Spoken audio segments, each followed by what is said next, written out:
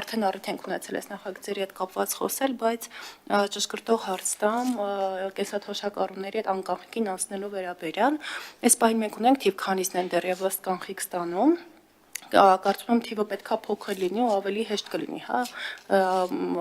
դա կազմակերպել, որ ամբողջությամբ անկախիկ ստանան եւ բանկերի հետ կապված ես գիտեմ, որ բանկերը հրաժարվում են, հա, եթե օրինակ հաշմանդամություն ունի անձը կամ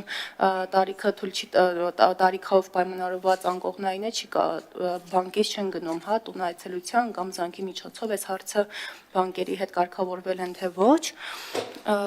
եւ երևի թե այս հարցին պատասխանեք արձագանքի միջոցով մի հատ է հարց կտամ։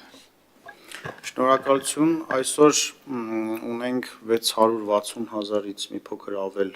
շահառուներ ըստ վերջին ամսվա ցուցակների, որոնցից 600,000 եւ մի փոքր ավել ստանում են արդեն բանկային քարտի միջոցով, այսինքն մոտավորապես 57-58,000 շահառու ունենք, ովքեր իրենց վճարները ստանում են կանխիկ եղանակով եւ պետք է նշեմ, որ այսօր 75 տարեկանից բարձր եւ առաջին եւ երկրորդ խմբի հաշմանդամություն ունեցող անձինք ըստ էության կարող են ստանալ նաեւ կանխիկ եղանակով, բայց նրանց մեծ մասը ինքնակամ նախընտրել է անկախիկ տարբերակը, ինչը շատ ողջունելի է։ Այսօրվա պայմաններում իհարկե մի քիչ ավելի դժվար է, չնայած որ հաղթահարել են այդ դժվարությունները, մենք սահուն անցնելով երկրորդ մասին հարցի, մենք վերջին շրջանում ակտիվորեն աշխատում ենք բանկերի հետ եւ այսօր առավոտյան նույնպես ունեցել ենք հանդիպում շահագրգիռ բանկերի հետ, այսինքն այն բանկերը, ովքեր վճարումներ են կատարում եւ քննարկել ենք այնպիսի մեխանիզմներ, որը այսօր չկա, բայց ակնկալում ենք, որ կունենան եւ այն շահառուները, ովքեր ունեն տեղաշարժման խնդիրներ, հաշմանդամության առաջին, երկրորդ խումբ, նրանց համար նոր ուրեմն ընթացակարգ ենք քննարկում եւ այնպես, որ իրենք կարիք չունենան հասնել բանկ եւ բանկի որոշակի ծառայության պատվիրակման միջոցով այդ քարտերը կհասցվեն եւ պայմանագրերը տեղում կկնքեն, դրա համար բանկերում արդեն գործում են իրենց ընդհանուր կարգերով գործում են նման ծառայություններ, առկա են նման ծառայություններ, դրանք առաքում կազմակերպող ծառայություններ են, ովքեր որոշակի պահանջներին համապատասխանելով պայմանագիր ունեն բանկերի հետ, ովքեր կատարում են այդ քարտերի առաքումը եւ հաճախորդները ըստ էության չեն գալիս բանկ, այդ բանկերը, որոնք մատուցում են նման ծառայություններ, բնականաբար այդ ծառայության համար որոշակի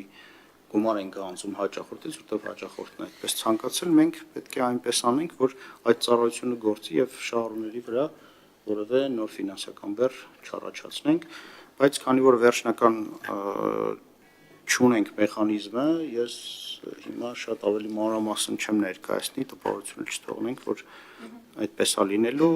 այսինքն երբ որ մենք լուծումները վերջնական կունենանք, դրանք հնարավորինս շուտ կհայտարարենք, կարծում եմ մենք հունվարի մեջ արդեն կունենանք բոլոր այդ լուծումները։ Շնորհակալություն պարոն Խաչատրյան, կարող եմ արձագանքել Ինդիլյանյան եւ մեկ հարցել նախագծի առաջին մասի վերաբերյալ միանվագ ծննդյան նպաստների հետ կապված, այստեղ կա հունվարի 1 ու սեպտեմբերի 1, քանի որ միանվագ նպաստները սեպտեմբերի 1-ից է փոխվում, շատերի մոտ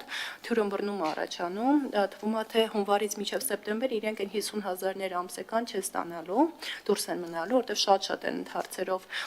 դիմում, դա էլ ուզում եմ պարզաբանենք, որ դա շարունակական է լինելու, հա, մինչև այսինքն չի ավարտվելու, ուղղակի դառնալու է պետական նպաստ, բայց հունվարի 1-ից նոր փոխվելու միանվագը համահարթեցվելու է։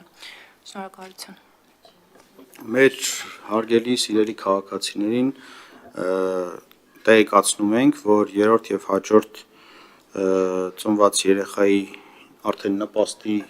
համար իրենց տեսանկյունից որևէ փոփոխություն չի լինելու, այսինքն ինչպես այս տարվա դեկտեմբերի 31-ի ծնվածը կունենա իրավունք ստանալ մինչև 6 տարեկանը, նույնպես հունվարի 1-ից հետո ծնվածը, այսինքն մի դեպքում կլինի կառավարության սահմանած ծրագրի շրջանակը, մյուս դեպքում որպես նպաստ, այսինքն ըստ էության բովանդակային ոչ մի փոփոխություն չի լինելու, ինչ վերաբերում է սեպտեմբերի 1-ին, սեպտեմբերի 1-ի սահմանումը կապված է միանվագ ծննդյան նպաստի գործող չափերը պահպանելու հետ, այսինքն սեպտեմբերի 1-ից հետո նոր այս առաջարկվող համահարթ չափը սկսի գործել, մինչ այդ կշարունակեն ստանալ նույն չափով, ինչպես այսօր է, սա արենք նրա համար, որպեսզի այն ընտանիքները, ովքեր պլանավորել են եւ հատկապես ավելի բարձր կարգաթվով երեխաների սպասում ունեն, չտուժեն ըստ էության, բայց ինչ վերաբերում է քաղաքացիությանը, ինչպես նշեցի, այդ նորմը գործելու է այս տարվա հաջորդ տարվա հունվարի 1-ից, այսինքն մոտ 15 օրից, եւ սա վատթարացնող նորմ չենք համարում, որովհետեւ միևնույն ժամանակ իրենք երեխան ունենալուց հետո ունենալու են 1 տարի ժամանակ, որպեսզի գան եւ դիմեն եւ այդ պահին ուղղակի պետք է ապահովված լինեն այդ պահանջը, ինչը կարծում եմ դժվար չէ եւ եթե կլինեն ընտանիքներ, ովքեր կնախընտրեն չդարձնել իրենց երեխաներին Հայաստանի Հանրապետության քաղաքացի, թող պատրաստ լինեն նաեւ չօգտվել Հայաստանի Հանրապետության հարկատուների միջոցով ձևավորված երաշխիքներից։ Շնորհակալություն։